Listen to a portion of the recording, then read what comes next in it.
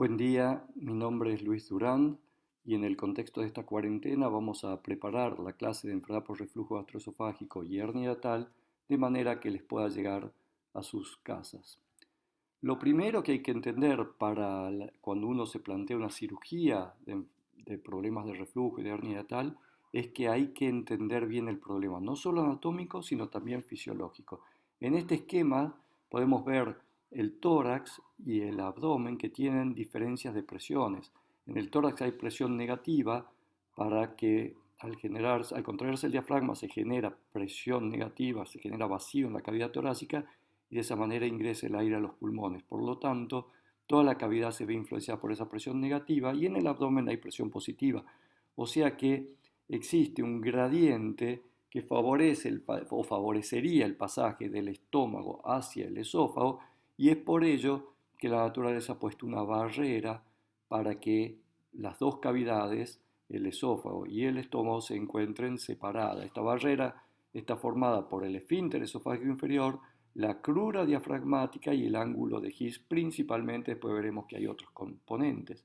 Entonces, se puede, también el contenido que hay en el estómago no solo es ácido clorhídrico y pepsina, sino que también puede haber contenido duodenal que refluye al estómago y entonces haber ácidos biliares, enzimas pancreáticas. Esto también lo repasaremos más adelante. Por lo tanto, este gradiente de presión puede estar influenciado por aumentos de la presión negativa, como por ejemplo una crisis asmática, o aumento de la presión positiva intraabdominal, como sucede en el sobrepeso o por ejemplo el embarazo, o de la presión intragástrica, por ejemplo por una comida abundante o por ingerir líquidos con gas. Por lo tanto, se observa claramente que el gradiente que existe entre el estómago y el esófago es dinámico y esto puede variar aún en condiciones normales. Este aumento de las presiones dentro del estómago dispara lo que se llama la relajación transitoria del esfínter esofágico inferior. ¿Qué significa esto? Normalmente la barrera antirreflujo permanece siempre cerrada y solo se abre para la deglución, salvo en estas circunstancias fisiológicas que es para ventear el aire que tragamos normalmente, fundamentalmente al tragar saliva. Entonces, ese aire, cuando aumenta la presión intragástrica, se produce una relajación que se llama transitoria de esta zona y se puede ventear. Esto es un mecanismo fisiológico que sucede en todas las horas, por supuesto que es de una forma que no nos damos cuenta. A su vez, es importante evaluar lo que llamamos la alteración anatómica, o sea, lo que es la hernia yatal, que esta situación se desplace a través del diafragma, o sea, se hernia a través del hiato, constituyendo una hernia yatal, con lo cual el esfínter pierde presión, la crura se dilata y se pierde el ángulo de His, como también vamos a volver a verlo. Entonces, repasando brevemente los mecanismos, las causas del reflujo serían que aumente la presión, este gradiente, que aumente estas presiones o que disminuyan las del tórax, con todo un sistema normal, pero que este aumento de presión venza la capacidad de barrera antirreflujo, como sucede, por ejemplo, en la obesidad o en enfermedades respiratorias de tipo EPOC, o que aumenten las relajaciones transitorias, que haya un aumento exagerado de las relajaciones transitorias y se abra más frecuentemente este esfínter, o que haya una hernia tal, o sea, que el desarmamiento de este sistema haga que las relajaciones no sean transitorias sino permanentes. Por eso la condición de tener una hernia tal es la peor situación para el reflujo, ya que permite una cámara común entre el esófago y el estómago en lugar de ser dos cámaras de presiones diferentes. Repasemos también entonces cómo son las hernias hiatales. Como habíamos visto, la anatomía normal trabaja conjuntamente la crura, el esfínter y el ángulo de His, que justamente es lo que se pierde cuando hay esta hernia deslizada, donde la fijación del esfínter se va para arriba y pierde presión, y donde la crura no ejerce la poca presión que puede hacer en la zona que corresponde, y la forma del ángulo ahora es de un embudo invertido que favorece el reflujo. Esta es la hernia deslizada que por lejos es la más frecuente y la que está más asociada al reflujo. Hay otras hernias que son las grandes hernias como la paraesofágica, la hernia mixta y las hernias grandes con otros contenidos intestinales, biplón, etcétera, que hoy en día la literatura anglosajona las unifica como hernia paraesofágica para designar a toda hernia grande. Estos son los distintos tipos de hernia hiatal que pueden presentarse, pero la más importante vinculada al problema del reflujo es la hernia hiatal deslizada y la más frecuente por lejos. Ahora, ¿qué se necesita para que el paciente no solo tenga reflujo, sino que tenga enfermedad por reflujo? Como vimos, es una serie de cosas, que falle la barrera, que falle la defensa de la mucosa, que falle el material refluido. Con respecto a la barrera, ya analizamos cómo funciona este complejo esfinteriano del esfínter, la crura y el ángulo de His, pero es importante también recordar el tema del clearance motor que está dado por la motilidad esofágica, sobre todo las ondas secundarias, para que cuando haya un poco de reflujo, esas ondas secundarias se activen y lo vacíen rápidamente. Y también el clearance químico que lo da la saliva, que no solo tiene un pH alcalino, sino que además tiene factores de protección para el esófago. Recordemos que la mucosa gástrica está preparada para ese material cáustico que ella misma produce con el ácido clorhídrico, ¿se acuerdan? Unas capas finas de agua y bicarbonato. Eso tiene mucho menos el esófago y la saliva ayuda a proteger. Esta foto de un preparado anatómico permite entender, un preparado anatómico del diafragma, permite entender mejor cómo funciona. Acá se ve el hiato de la vena cava, acá se ve el hiato de la aorta y este es el hiato esofágico que tiene la crura que se inserta en la columna y se ve claramente que cuando esto se contrae aumenta la presión del esfínter desde forma externa y también acentúa el ángulo de His. Vayamos al material refluido. El material refluido siempre se considera sobre todo el ácido clorhídrico y es lógico porque es el más cáustico de todos, pero como se puede ver acá no es el único contenido ya que hay otras enzimas del mismo estómago o del duodeno, del páncreas, perdón, y también otros ácidos, los ácidos biliares que cuando están en su faceta de no conjugados se interpreta que serían los que favorecerían más a la producción de Barrett. Por lo tanto, es de ver también que hay muchos alimentos que pueden estar en el estómago de muy diversas características. Por lo tanto, el material que puede refluir es muy, pero muy variable. Y por último, hay que entender que la defensa de la mucosa no está igual en todos los pacientes. Hay factores preepiteliales, epiteliales y postepiteliales que tienen que ver con secreción de prostaglandinas, con irrigación, con estos factores que hablábamos de la capa mucosa con agua y bicarbonato, que protegen más o menos al esófago. Por lo tanto, si uno concentra el tratamiento exclusivamente en la inhibición de la secreción de ácido clorhídrico, como se hace con los inhibidores de la bomba, indudablemente que va a tener un buen beneficio, pero en muchos casos no va a ser suficiente. Me gusta recordar en esta diapositiva al doctor Enrique Cobian, que fue nuestro maestro en el hospital, que siempre repetía que para entender el problema del reflujo había que entender toda esta compleja situación. Entonces, la secuencia natural para que se produzca esa enfermedad es que primero falle la barrera antirreflujo y luego que esa capacidad agresiva del material a refluir que mencionábamos recién supere a la capacidad de defensa de la mucosa. Y ahí vamos a entender por qué algunos pacientes con el mismo tratamiento andan mucho mejor que otros y entendiendo este problema. Y además entendiendo que la enfermedad puede ser una enfermedad que solo se produzcan síntomas, solo lesiones o ambas en conjunto, pero que es muy importante la evolución en el tiempo. No es lo mismo un paciente que tiene 1 o 2 años de reflujo que uno que tiene 20 o 30 años de reflujo. Muy bien, ya vimos las distintas alteraciones fisiopatológicas que pueden conducir a que un paciente tenga reflujo. Ahora vamos a ver qué puede producir el reflujo en cada paciente. Como vemos acá, puede producir síntomas que los diferenciaremos en síntomas típicos del esófago, acidez, pirosis, epigastralgia, regurgitación, disfagia, o síntomas atípicos o mejor llamados extraesofágicos, tos, odinofagia, disfonía, globus, broncoespasmo, o las lesiones, Pueden ser lesiones inflamatorias, esofagitis, úlceras, estenosis, premalignas como el esófago de Barrett o maligna el adenocarcinoma sobre Barrett. Y no hay que olvidar las condiciones extraesofágicas, sobre todo sobre la laringe o sobre el pulmón. Veamos que puede el abanico ser muy amplio, desde síntomas leves esporádicos hasta cánceres en el esófago, en la laringe o fallas respiratorias severas.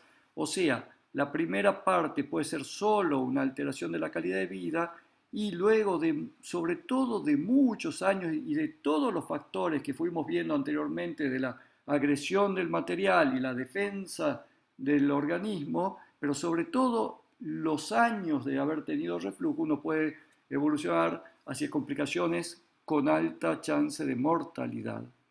Entonces, ¿cómo podemos aplicar para un razonamiento clínico estos conocimientos? Universalmente se usa la clasificación de enfermedad por reflujo no erosiva, enfermedad erosiva o esófago de Barrett. En el hospital le hemos dado una explicación un poco más amplia basada en este gráfico del semáforo para explicar la gravedad. El paciente que solo tiene síntomas sin lesiones tiene alteración de su calidad de vida y normalmente no son pacientes graves, pero sí que pueden necesitar mucho acompañamiento y tratamiento.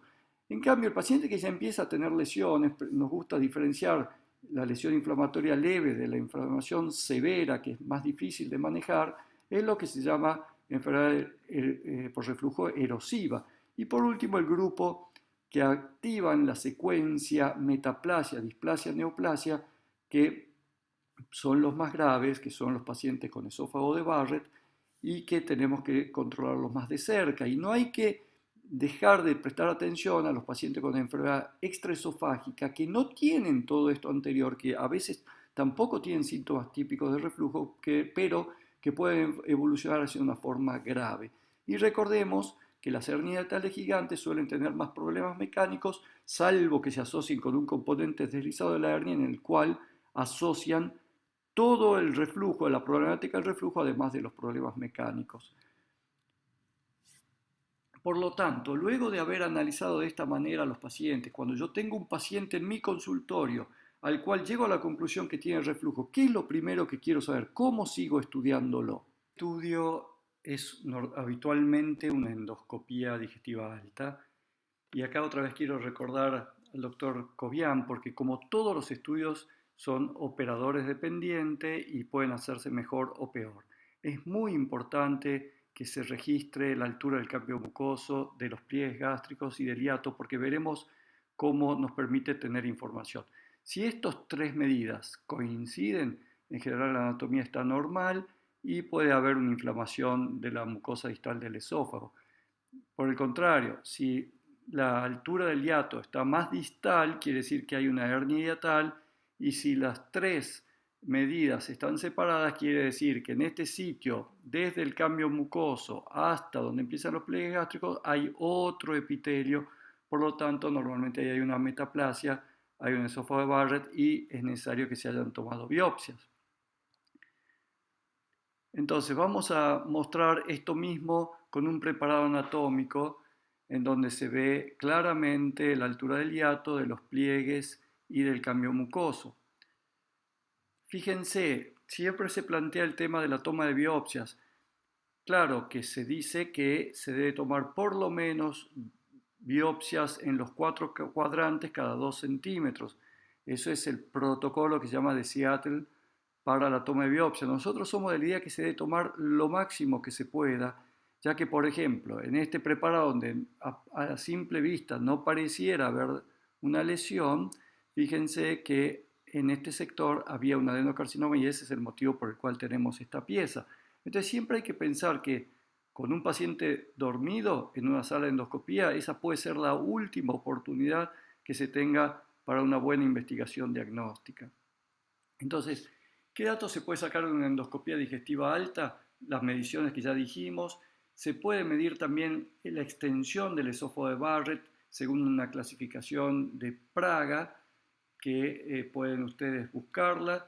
Se puede ver cómo está el estado de la mucosa de acuerdo a la inflamación y se puede ver también cómo está la válvula esófago-gástrica, la zona cardial, con la clasificación de Hill.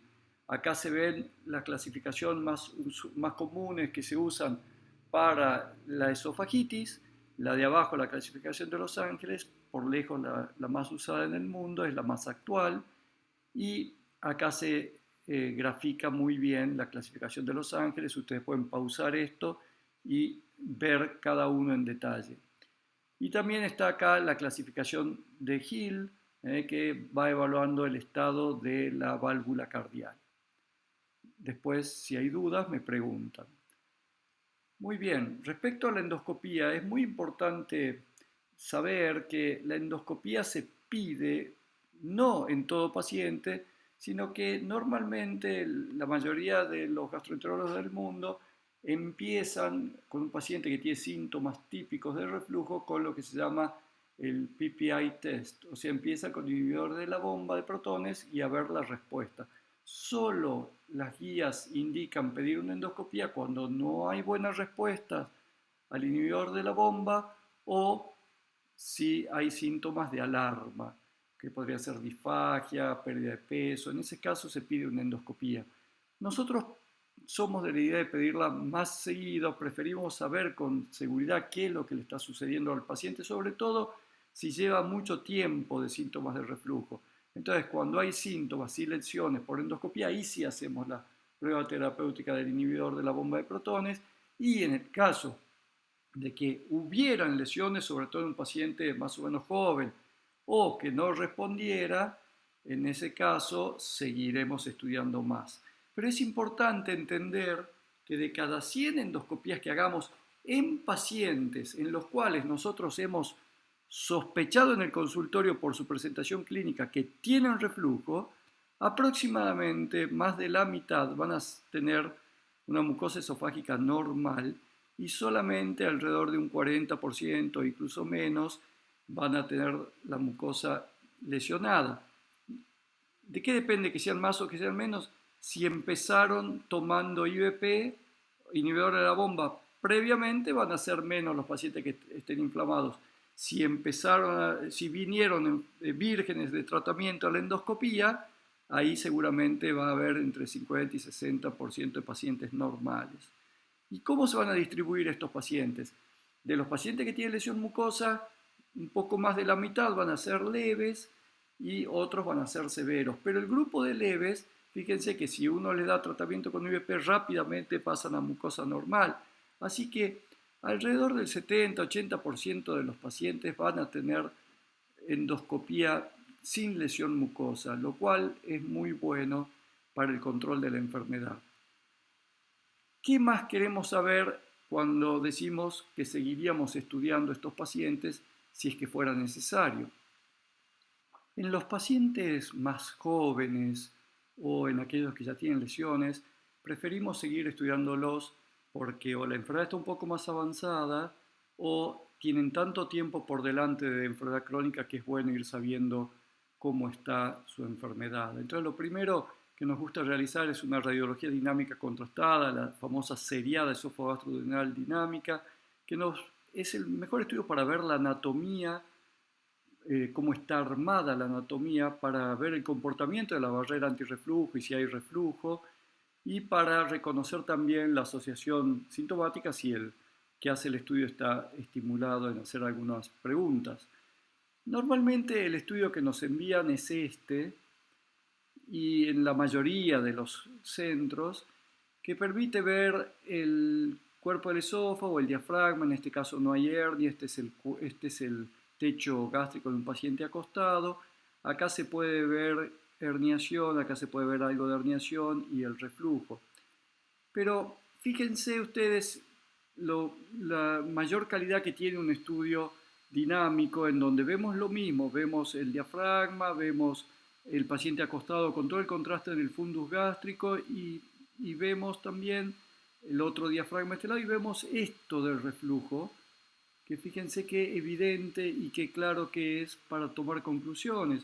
O por ejemplo, cuando uno quiere conocer mejor la anatomía, podemos ver cómo baja el contraste y si uno hace si uno toma la adquisición radiológica, la radiografía, en este momento, perfectamente parece que el esófago baja hasta el abdomen, que acá empieza el estómago y que no hay hernia hiatal. Ahora, si el paciente respira hondo y el radiólogo toma ahí la radiografía, parece que hubiera una hernia hiatal, que incluso que hubiera un esófago corto que no llega hasta el abdomen, y si el paciente vuelve a respirar, ahí se puede ver nuevamente cómo desciende. Fíjense otro caso, en este caso con hernia hiatal, como se ve más claramente con hernia hiatal, como el paciente tiene un evento de reflujo importante y cómo llega hasta el esófago superior. Entonces, ¿se pueden realizar más estudios en caso de que sea necesario? Sí, podemos seguir evaluando en caso de dudas o en el caso de que fuera necesaria una cirugía. La manometría, bueno, en el caso de que fuera necesaria una cirugía, la radiología también es fundamental, por si no la mencioné anteriormente. La manometría, que ya es un estudio más invasivo, que a los pacientes no les gusta porque hay que colocarle una sonda que tiene sensores por la nariz y a los pacientes les resulta muy incómodo. Pero esa sonda, una vez que se coloca, ¿qué nos mide? Nos mide que cuando se contrae la faringe, en ese momento se relaja el esfínter esofágico superior, el músculo cricofaringio, y se inicia toda una onda de relajación del cuerpo, del esófago y del esfínter esofágico inferior, y luego la contractilidad de la circular del esófago se va realizando desde proximal hacia distal, por lo tanto van habiendo ondas de propulsión y esta secuencia se denomina ondas peristálticas. Cuando se termina de vaciar el esófago, se cierra el esfínter esofágico inferior y otra vez se vuelve a la normalidad. Veamos cómo se ve esto en otros gráficos. Este es un trabajo muy importante del año 2005 que combinó la medición manométrica con el estudio radioscópico. ¿Y qué observó? Al hacerlo al mismo tiempo se pudo ver que para que la onda tenga fuerza de propulsión y lo ingerido, en este caso el contraste, avance en el esófago, se necesita que por lo menos la amplitud de la onda sea de 30 milímetros de mercurio. O sea que tiene que tener esta secuencia y tiene que tener una suficiente fuerza de contracción. Esto también se puede medir por una escala de colores, con los colores más fuertes a mayor amplitud, colores más débiles a menor amplitud, y luego también se puede evaluar lo que decíamos recién, la relajación del cricofaringio, relajación del cuerpo del esófago, relajación del esfínter esofágico inferior y luego de la secuencia peristáltica, la contractilidad del esfínter esofágico inferior una vez que ya pasó el bolo. Esto hoy en día, ¿cómo se ve en un estudio real?